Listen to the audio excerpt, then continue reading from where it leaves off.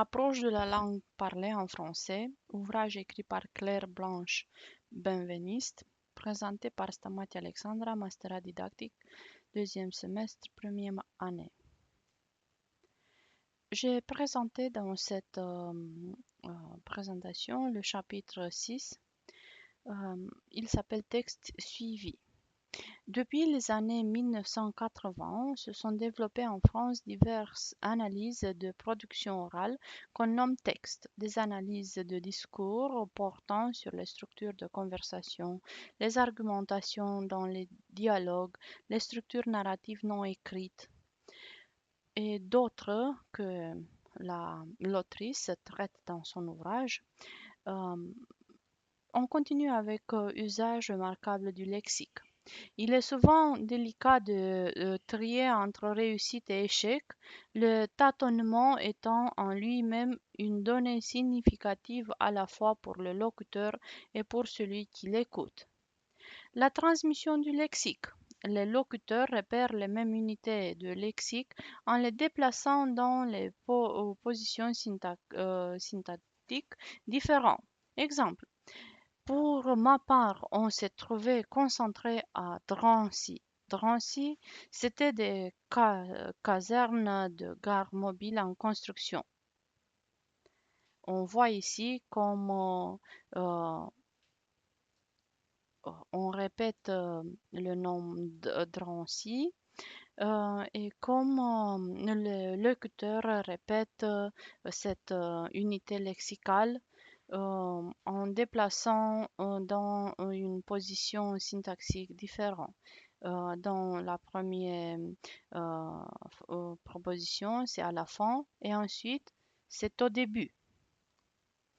On continue avec le lexique qui se transmet ainsi de la droite vers la gauche en assurant, comme l'a montré l'auteur Combet pour l'écrit, une cohésion forte des textes. Les répétitions du lexique. Les récits autobiographiques, surtout chez les personnes âgées, mais pas seulement chez elles, répètent souvent les mêmes formules lexicales et syntaxiques. Les bombardements, ça, je me rappelle bien, ça, c'était dur, hein, quand on allait à l'école. Elle touche le vocabulaire du noyau macrosyntaxique, verbe et complément, mais pas du tout les préfixes, parties initiales des énoncés. Usage remarquable de la syntaxe. Caractère monotone ou variété de la syntaxe. Les règles de rédaction habituelles de l'écrit telles que nous les apprenons à l'école demandent qu'on varie les formes syntaxiques des énoncés en évitant les séries de phrases bâties sur le même modèle. La tendance générale par oral, tous genres confondus, est plutôt d'accumuler plusieurs constructions identiques avant d'en changer. Utilisation des contrastes.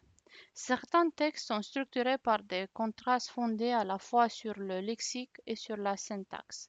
Le passage suivant est organisé selon un contraste explicite entre d'une part eux et nous, on, d'autre part on ne trouvait pas et on trouvait.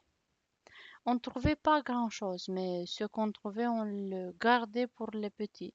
C'était eux qui étaient quand même les plus malheureux. Nous, on mange n'importe quoi, mais eux, il leur fallait du lait, il leur fallait du sucre.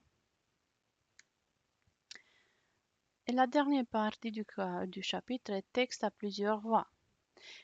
Ici, on remarque qu'on sait que les locuteurs peuvent collaborer à une conversation en se complétant les unes les autres. On parle parfois de co-énonciation et qu'ils peuvent au contraire entrer en concurrence en lançant chacun son thème et chacun sa construction.